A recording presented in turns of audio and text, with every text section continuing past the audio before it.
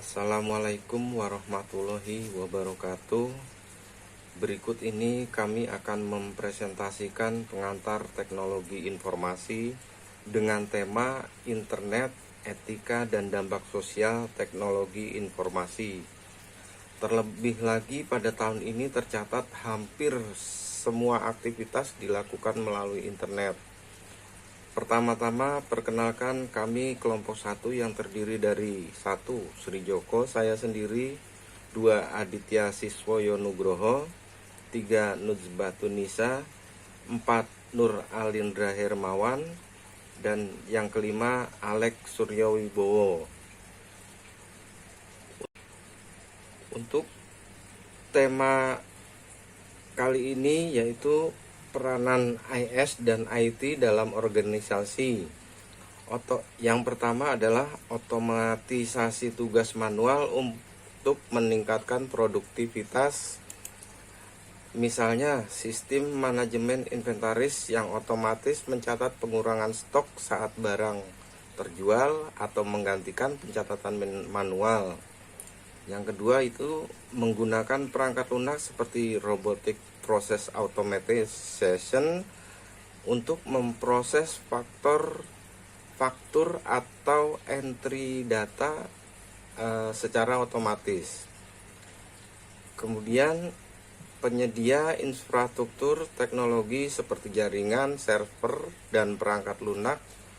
Contohnya yaitu penerapan sistem ERP atau Enterprise Resource Planning yang membutuhkan integrasi dengan jaringan perusahaan. Kemudian poin yang kedua, penggunaan teknologi cloud seperti AWS atau Microsoft Azure untuk menyimpan data dan menjalankan aplikasi organisasi. Untuk poin yang ketiga yaitu menjamin keamanan data dan sistem melalui protokol keamanan. Contohnya menggunakan sistem deteksi intrusi untuk memantau aktivitas mencurigakan pada jaringan. Untuk poin yang kedua yaitu penerapan firewall, yaitu enkripsi data dan autentikasi 2 faktor untuk melindungi akses sistem tersebut. Untuk yang poin keempat, mendukung inovasi teknologi dalam organisasi. Contohnya, yang pertama, sistem CRM atau Customer Relationship Management yang memberikan wawasan berbasis data untuk inovasi layanan pelanggan. Terus selanjutnya untuk yang poin kedua, penerapan teknologi AI untuk meningkatkan efisiensi dalam analisis data besar atau big data atau penerapan IoT, Internet of Things untuk pemantauan aset organisasi tersebut.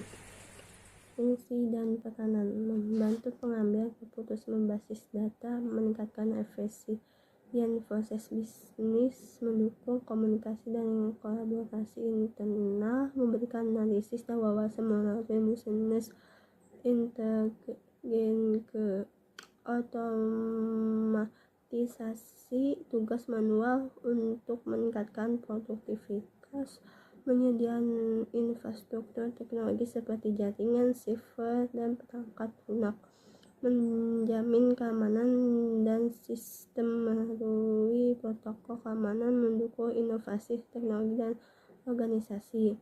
Etika komputer itu adalah analisa tentang sifat dan dampak sosial teknologi komputer serta formulasi dan pengesahan kebijakan untuk menggunakan teknologi komputer secara benar. Baik, saya akan menjelaskan tentang etika komputer dan etika pemanfaatan teknologi informasi. Etika komputer adalah analisa tentang sifat dan dampak sosial teknologi komputer, serta formulasi dan pengesahan kebijakan untuk menggunakan teknologi komputer secara benar. Etika pemanfaatan teknologi informasi dapat diartikan sebagai suatu analisa tentang dampak sosial yang ditimbulkan dalam pemanfaatan teknologi informasi, baik itu dampak negatif maupun dampak positif. Next, sejarah etika komputer. Di era 1940 sampai 1950-an diawali dengan penelitian Nobel winner Prof dari MIT tentang komputasi pada meriam yang mampu menembak jatuh pesawat yang melintas di atasnya. Ramalan tentang komputasi modern yang pada dasarnya sama dengan sistem jaringan syaraf yang bisa melahirkan kebaikan sekaligus malapetaka. Dan di era 1960-an, Don Parker dari Sri International Menlo Park, California, riset untuk menguji menggunakan komputer yang tidak sah dan tidak sesuai dengan profesionalisme di bidang komputer. Dan di era 1970-an, Joseph Weishaupt menciptakan suatu program ELISA tiruan dari psikoterapis Rogerian yang melakukan wawancara dengan pasien, bukti bahwa komputer akan segera mengotomasi psikoterapi. Dan di era 1980-an, kemunculan kejahatan komputer yaitu virus, to reset login, dan studi berkembang menjadi suatu diskusi serius tentang masalah etika komputer. Lahirlah buku Komputer Etis pada Johnson 1985. Dan terakhir di era 1990-an sampai sekarang, implikasi pada bisnis yang semakin meluas akibat dari kejahatan komputer membuat lahirnya forum yang peduli pada masalah tersebut, yaitu Ethicam by Simon Rogers, CPB Just Van Have. Sekian, terima kasih.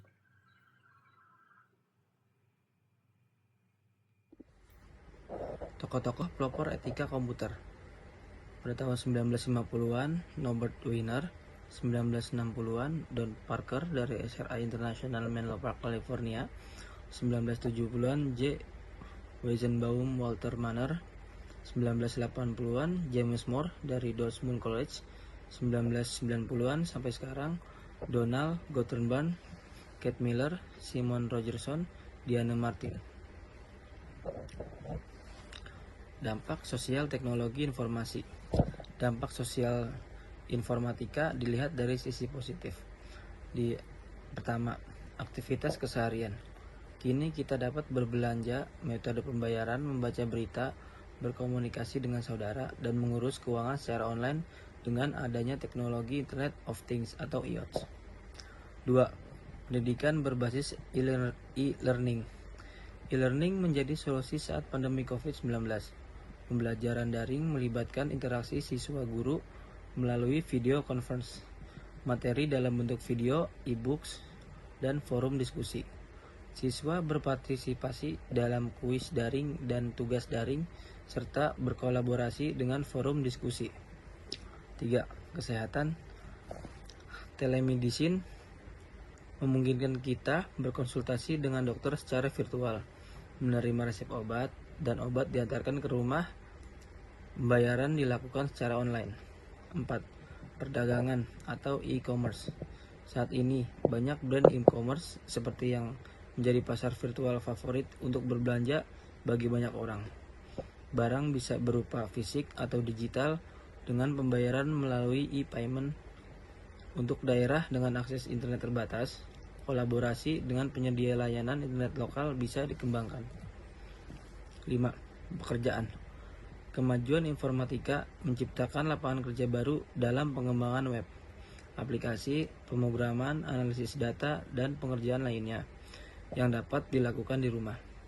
Pekerjaan non-teknologi juga semakin terbantu oleh teknologi informasi dan komunikasi atau TIK dalam berkomunikasi dan menjalankan bisnis. TIK juga telah membuka lapangan kerja wira swasta yang dapat beroperasi dari berbagai lokasi tanpa batas geografis. 6. Mengetahui informasi dengan cepat. Teknologi informatika memungkinkan kita untuk mendapatkan informasi dengan cepat, Semua orang bisa berbagi informasi melalui media sosial dan internet, sehingga berita dan pengetahuan menyebar dengan cepat dan diketahui oleh masyarakat. 7. Hubungan jarak jauh. Teknologi informasi memungkinkan kita menjalin hubungan sosial tanpa memperdulikan jarak fisik. Contohnya, orang dari berbagai kota dapat berkomunikasi melalui ponsel, memungkinkan pertukaran informasi dan interaksi sosial. 8. Memudahkan pemerintah dalam memberitahukan kebijakan. Pemerintah dapat lebih efisien dalam menyampaikan kebijakan dan peraturan kepada masyarakat melalui mediatik seperti televisi, radio, dan internet. Ini membantu masyarakat untuk lebih cepat mengetahui perubahan dan kebijakan baru. Baik, selanjutnya ada dampak sosial teknologi informasi dari sisi negatif. Contohnya apa saja? 1. Merusak moral, dampak sosial informasi, dan dari sisi negatif yang sering kali kita jumpai yaitu menemukan konten pornografi di internet, kemudian penyalahgunaan gadget untuk menonton hal-hal yang tidak sepatutnya kita tonton. Tetapi itu pun juga sebenarnya bukan salahnya dari kita juga, karena gadget ini akan mencakup seluruh informasi-informasi yang dapat dia cakup, sehingga tanpa sengaja kita bisa melihat konten-konten tersebut tanpa kita mencarinya. Kemudian penyebaran informasi yang salah. Jadi kerap kali kita menemukan atau menjumpai berita-berita itu bisa kita bilang, yang sering kita bilang adalah hoax atau berita palsu yang tanpa diklarifikasi sudah disebarkan ke sana sini dan orang banyak percaya tanpa memverifikasi ataupun meneliti lagi masalah tersebut. Kemudian ada menurunnya kemampuan berpikir. Program dan fasilitas yang tersedia dari sistem komputer dapat melakukan proses secara otomatis, cepat, dan juga tepat. Para pengguna dapat langsung melihat hasil hanya dengan memasukkan data. Pengguna tidak tahu bagaimana cara mendapatkan hasil tersebut, sehingga mengubah pola pikir manusia, yang dimana di situ kita bisa mengikuti dari adanya sistem tersebut. Padahal sistem tersebut juga bisa kita tambahkan dengan berbagai macam hal yang bisa membelokkan ke arah yang salah. Jadi itu sebagai penyalahgunaan dari teknologi informasi. Kemudian yang keempat, ini sering kita jumpai pada kaum remaja, kemudian pada orang dewasa pun juga, itu adalah kecanduan internet dan game. Jadi kita lebih asik ataupun enjoy terhadap dunia maya yaitu ada internet, ada game, ada media sosial, seperti itu. Kemudian yang kelima ada cyberbullying. Di situ ada kekerasan dan ejekan di media sosial berupa chattingan yang bentuknya adalah sifatnya mengejek. Kemudian juga bisa dengan gambar-gambar yang senonoh. Itu bisa membuat korban menjadi depresi ataupun bahkan berpikir untuk yang paling parahnya adalah bunuh diri, karena mungkin kita bisa sadari ejekan tersebut mungkin bentuknya hanya chat ya, tetapi orang yang membaca tersebut bisa membaca dalam hati, dia bisa masuk ke dalam hati dia, ataupun ya untuk yang positif ya mungkin hanya melihat bahwa itu hanya orang yang cari muka, seperti itu. Kemudian yang keenam ada berkurangnya aktivitas sosial. Sebagai hasil pada survei APJ 2 tahun 2018 tentang penggunaan internet di Indonesia, kelompok terbesar penggunaan internet 19,6% menghabiskan lebih dari 8 jam per hari di internet. Hal ini berdampak pada interaksi langsung di dunia nyata. Ketika lebih banyak aktivitas online dilakukan, lebih sedikit pertemuan langsung yang berdampak pada kehidupan sosial kita. Benar, jadi ketika kita sudah kecanduan dengan gadget kita, kemudian kita lebih akses dengan media sosial kita kadang suka lupa dengan kehidupan nyata kita, di mana kita seharusnya bisa berinteraksi dengan orang secara langsung, berkomunikasi, bertukar cerita, bertukar informasi, karena kita sudah dipengaruhi oleh namanya internet ataupun teknologi informasi, di mana kita asik dengan dunia maya sehingga kita melupakan keadaan sekitar. Kemudian berkurangnya aktivitas fisik. Berkurangnya aktivitas fisik ini adalah kita cenderung isolasi di dalam rumah atau mendiam di suatu tempat dengan gadgetnya kita sendiri tanpa memperhatikan kesehatan tubuh kita. Karena manusia pun juga membutuhkan yaitu olahraga untuk menjaga stamina, olahraga untuk menjaga kekebalan tubuh. Sehingga apabila kita bertindak pasif ataupun hanya berdiam diri di dalam rumah, kita pun juga tidak akan sehat, baik dari segi pikiran kita maupun fisik kita ya, atau tubuh kita. Kemudian 8, adanya potensi kehilangan pekerjaan karena dengan gadget tersebut, dengan teknologi informasi tersebut kita menjadi malas. Jadi kita melihat semuanya mudah dikerjakan dengan gadget sehingga kita tidak mempunyai jiwa ataupun niat untuk bekerja dengan dirinya sendiri, datang ke kantor, melamar pekerjaan, belajar seperti itu. Kemudian adanya potensi korban dan kejahatan. Kejahatan di dunia maya ini meningkat dengan lebih banyak transaksi online, seperti ada judi online, ada main namanya itu slot gacor yang disalahgunakan. Kemudian perlindungan data dan keamanan online itu juga penting untuk mencegah ini.